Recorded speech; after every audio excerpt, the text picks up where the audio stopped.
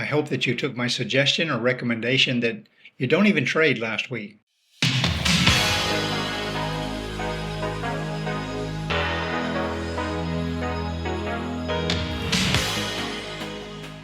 Hello everyone, and here we are in the last week of January 2025 for the weekly analysis, where I will share my trade setups with you for gold, for currencies, the major pairs, and for some cryptos. If you followed last week's video, I hope that you took my advice and not even trade. Because as I explained to you that it's following the presidential inauguration, it always takes a while for the market to settle down. It takes a while for us to see what the market sentiment is going to be. And now that that has happened, I have some exciting news to share with you in this video. Why you should be expecting to hold your trades for just a little bit longer. If you're a day trader, you want to hold it for a couple of days. If you're a swing trader, you might want to hold it for a couple of weeks. If you're a position trader, you probably want to hold it even for several months. This is the direction that we are starting to see with major currency pairs. And remember, the trend is your friend. And we're seeing a big change in direction, some clear indications of some good trades that we can hold for a long period of time. And that's what we're going to look at in this video. Before we jump over and look at the analysis charts, let's have a look at forexfactory.com to see what's coming up this week. And it is clearly a full calendar. Someone this week was asking me, why is everything red on my page? Well, that's because if you go to the filter, which is up here in the upper right-hand corner, and you can select the impact items that you want. And the red ones are high impact, the orange ones are medium impact, the yellow ones are low impact, and the gray ones are no impact. So if you were to highlight all of these, and then you apply your filter, and you will see it makes kind of a mess here.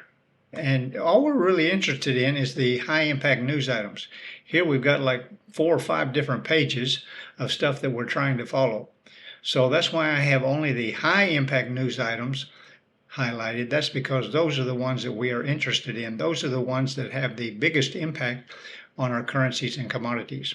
So what we have coming up, nothing on Sunday, of course. And then what we need to really be watching out for this week is the various economies that will be either lowering or raising their interest rate. And we start off with the Canadian economy, and they're expected to lower the interest rate by 25 basis points. And then we have the FOMC, and the US is expected to not lower or raise their interest rate. They're expected to keep it the same. And then we have the one from the euro, and they are expected to lower the interest rate by 25 basis points. So lowering and raising interest rates has a big impact on the movement of the currencies. So you want to be sure and check your own forexfactory.com for your local time zones. And looking at last week's trades that I shared with you, gold was the real cash cow for last week, as it has started to take off like a rocket, and it did that on Monday. I gave you a buy limit, and the entry price was $26.91. It got right down to that zone. So if you bought first thing on Monday morning, you would have been doing extremely well throughout the week. We had a little bit of a drop late Wednesday and then on Thursday, but then it started to continue its move for a total move during the week of 950 pips. And if, as you know, as a trader, if you traded one lot on gold and held that throughout that entire move, that was $9,500 for 1 week's worth of trading. Then the Euro US, and I had a sell limit on that one, and unfortunately that one went up and hit the sell limit but never looked back. So this is the change in direction that I'm talking about. We've been seeing long time bearish moves on all of the major pairs, but now we're seeing a change in direction, and I'll be sharing that with you in my pending orders. But for the Euro US, that one hit the stop loss. The odd US we did manage. If you were really watching your charts, once the pending order opened, it went the right direction, but only for 11 pips. And the New Zealand US, very similar. We could have only got 13 pips out of that trade. The pound US, this one did open, but immediately just went the wrong direction, as did the Euro US. The USD CAD, you remember I had no trade on that one. And then the USD JPY, this was a good one. This one paid off a little bit. The trade opened early in the week. It went a little bit the wrong direction, but then came good and gave us 99 pips on the USD JPY. And now looking at the pending orders that I have in place for this upcoming week. But before I do that, I can explain to you my rationale, my reasoning for being bullish on the major U.S. pairs and on gold. This is the dollar index, the DXY, and you see since the 13th of January, we have been seeing a decline, a devaluation, a drop in the US dollar, and I expect we will continue to see this weakening of the US dollar. And that's why I'm bullish on the major US pairs. The JPY basket, which I always share with you, this is also declining. This JPY basket is the Japanese yen compared with 6 other major currencies, and this one also seeing a decline similar to the US dollar. And gold for the last 3 weeks has just been on a rip-roaring tear, going up like a rocket. Okay, but of course we get the occasional retracement. All right, a big move up, then a retracement, a big move up, then a retracement. And what have we had last week? A big move up. And so what am I expecting for next week? A retracement. Okay, so don't buy at the high prices. I hope you weren't buying on Friday during the U.S. session at 27.85. Let this pull back, give us a better price, a lower price. All right, I have my buy limit for gold at 27.55. That's our first level of support, 27.55. And then the Euro US, you'll see that we have a buy limit on the Euro US with the entry price at 1.0445. This was at $1.01 just a couple of weeks ago, but it's already changed direction now. We're starting to see the major pairs turning bullish against the weakening US dollar. And this is why I'm trying to tell you that you can probably hold on to these trades. If you'll get in early now, you'll be able to hold on to these trades for more than one day, for more than several days, maybe for more than several weeks.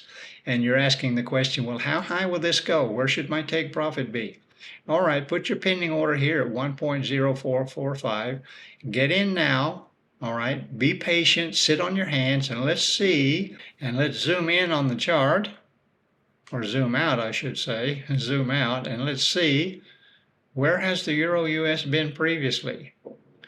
It looks like before this downtrend started, it was right up here at $1.12, and now it's down here at $1.04. So do you think that this thing has room to breathe? Absolutely. This can go to the moon, as they say.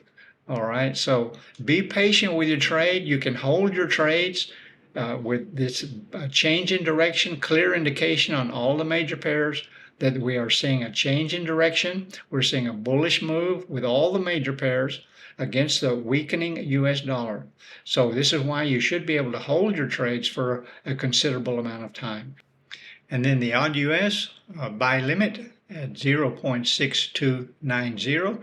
Just as with all of the pairs, we're just waiting for a small retracement back to our first support level. The New Zealand US is the same, a buy limit at 0.5680. Wait for a small retracement back to that support level. The pound US is already starting to make a good move, but let's let it retrace. Don't buy at these high prices you see here. Let it pull back to about 1.2400. And the USD CAD has been so high for a long time, at higher prices than it's been for 20 years. So I'm ready to start selling the USD CAD. All right, it's just below our entry point. Let it do a retracement back up to that resistance zone of 1.4355. And then finally the UJ. All right, this is a sell limit. All right, with the weakening of the US dollar, we should see some strengthening of the Japanese yen. But the Japanese yen, the USD JPY, has been at very high prices for quite a while, and we should start to see some selling off of that. So an entry price, actually the entry price is right where it closed in Friday's session. So you could do market execution with the UJ. Just sell the UJ. Or if you want to put a pending order around 156.000, that's fine too. But we expect to see declining prices on the USD JPY. Okay, guys, that wraps it up for this weekly analysis for the last week of January, trading from the 27th of January to the 31st of January 2025. I do all of this to hopefully help you make profitable trades, to help you be successful with your trading. And perhaps this week With the information I've shared with you, you might be able to convert from a day trader to a swing trader or even a position trader. Just remember, we're now seeing a clear change in direction with all of the major pairs, so you should be able to hold on to these for a little bit longer.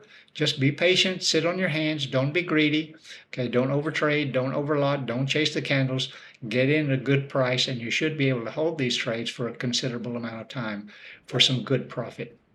Okay, don't forget to subscribe, like this video. I'll see you again in the next one.